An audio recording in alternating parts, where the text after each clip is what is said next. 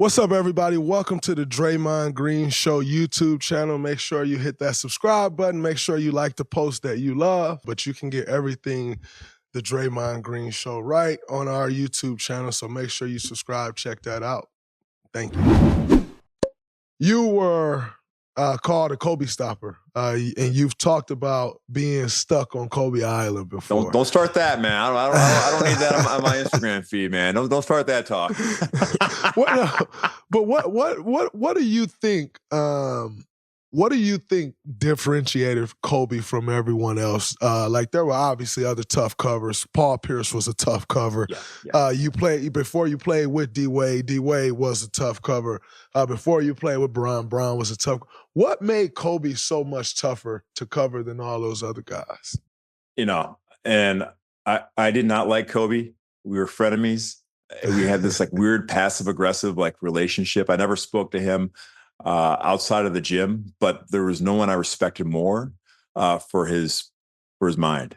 Look, this guy was relentless, and people ask me like, what do you miss about playing? And I said, getting in the bus and having those butterflies in my stomach, going to Staples Center, being like, man, this guy's going to try to score 60 on me tonight. He's going to try to embarrass me. He's going to try to embarrass me tonight, And so like, I always had to be my best, always. And if he scored 20, he wanted 30. If he scored 30, he wanted 40. If he scored 40, he wanted 50. Even if he 50, he wanted 60. I mean, like he was relentless. And so there was never a player that I ever took a play off. And I wasn't fast, but I knew how to play everybody, and I knew when I could sort of like slough off and take shortcuts. You couldn't do that against Kobe because he was so relentless. And so we had this really weird game that we played. Like some days he'd come out and be all buddy. Hey Shane, how you doing, man? What's going on? And the next day he wouldn't even look at me, right? And the next time he'd be like, oh man, what's going on? And so like he was always like ice and fire with me, just trying to throw me off. And I had the same mentality. I never looked him in the eye. I never said, I can't guard Kobe. He's so much better than me. And so in Mamba Mentality, he wrote about this, and I didn't read about this till after his passing. And his passing really affected me because I always thought I'd have this time to have this conversation with him. So when he passed, it really, really affected me. And I read his page in Mamba Mentality where he said, talking about guys who were Kobe stoppers. And he said, Shane never talked trash to me because he knew that it'd fire me up. And he never admitted that like he could guard me. He's like, but I saw that as false humility and I attacked him because of it. But I still respected Shane. I'm like, he's right. He's 100% right. So like he knew me without really even knowing me. And that's what was special about our relationship. And, we never spoke outside the basketball court. I didn't know him. He didn't know me, but like we knew each other and had this weird like dynamic on the court. And so for me, he was the pinnacle of competition, the pinnacle of excellence. And he always brought the best out of me. And that's why I love him. Absolutely. Which brings me to my next question. I'd be remiss if I didn't ask this because it's something that really gets under my skin. And you just mentioned it. Everyone nowadays, people have a good game and they're like, yeah, I channeled the Mamba mentality. And I'm just like, yo, stop it. Like don't do that. Like that's not okay. And by the way, if Kobe was still alive, I don't think y'all would be saying that because Kobe will call you out and tell you that's actually not it. But like, what do you make of all of these people going on TV? Like, yeah, I got the Mamba mentality. I'm doing this. Like, what do you make of that? Get in on the action with the DraftKings Sportsbook, an official sports betting partner of the NBA. New customers who deposit $5 or more can get a no-sweat bet up to $1,000 back in bonus bets. How cool of a deal is that? All you have to do is download the DraftKings Sportsbook app now. It takes 90 seconds and use the code Colin, COLIN. This is the best deal you're going to find. New customers, it's a no-sweat bet up to $1,000 if your first bet loses. How cool is that? Only at DraftKings Sportsbook. Code is Colin. The crown is yours. Well, look, Kobe inspired a generation. So all these young guys that came up, they grew up on watching Kobe, him hitting those jumpers and making big shots. And so to them, like, that's their dream. Like, you and I watched, the Pistons and Isaiah and Jody and all these guys, the bad boys.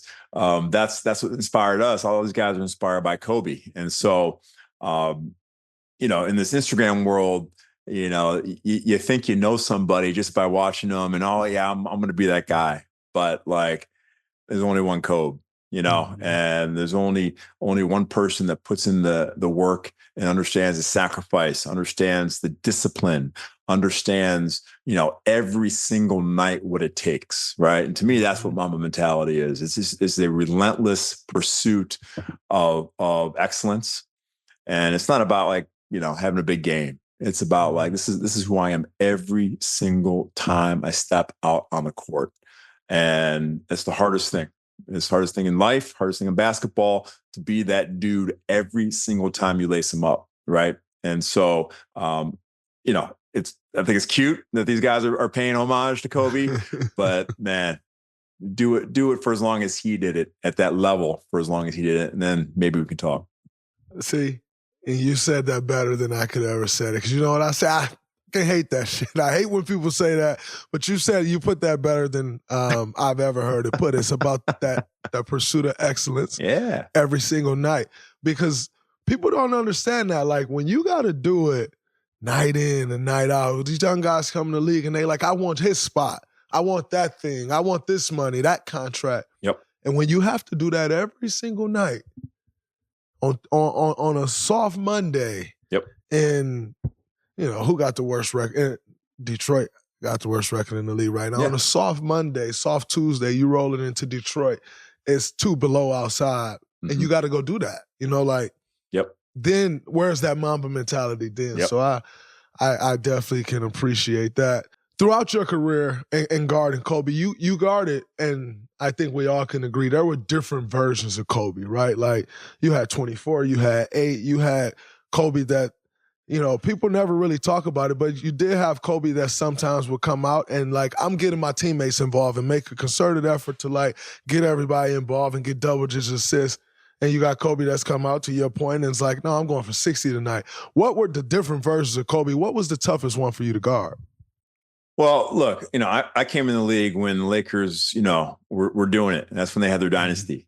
And it was a different game. All right. And dude, like, people know how dominant Shaq was, but like, when Shaq was in prime Shaq, there was no one who could stop him, like, in the entire world, right? Circa 2002, 2003, right? And so every game plan the Lakers had, it was like, how do you stop Shaq? And like, like, we're doing XYZ traps. Like, no one even knows what that is anymore, right? We're going on the catch, we're going on the dribble, or we're full rotating, right? Like, no one does that anymore. But that was the late game plan against Shaq. And so, like, for Kobe, it was just like, hey man, we got to worry about Shaq. Like, you're on your own with Kobe. So Kobe was like this dude who just like ran around and didn't get any help because the entire game plan was there to stop Shaq.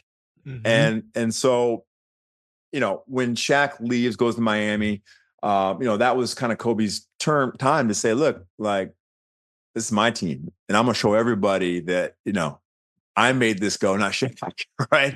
And so like, when he had Powell, and Bynum and those guys and LO and those guys, I mean, he was a handful, because not only was he like, had that much more knowledge and he was in his physical peak, but like, he had an edge that he's going to show everybody that like, this is about the Lakers are my franchise, not Shaq's. Right. And so he just was a monster, And that was the toughest Kobe to guard, because he was so hungry and he was playing for greatness, not just to win championship. And at the end, obviously, he was still doing it, and he was a handful. He didn't have the talent around him as much. So that was my favorite Kobe. He was a little easier to guard, but still a monster.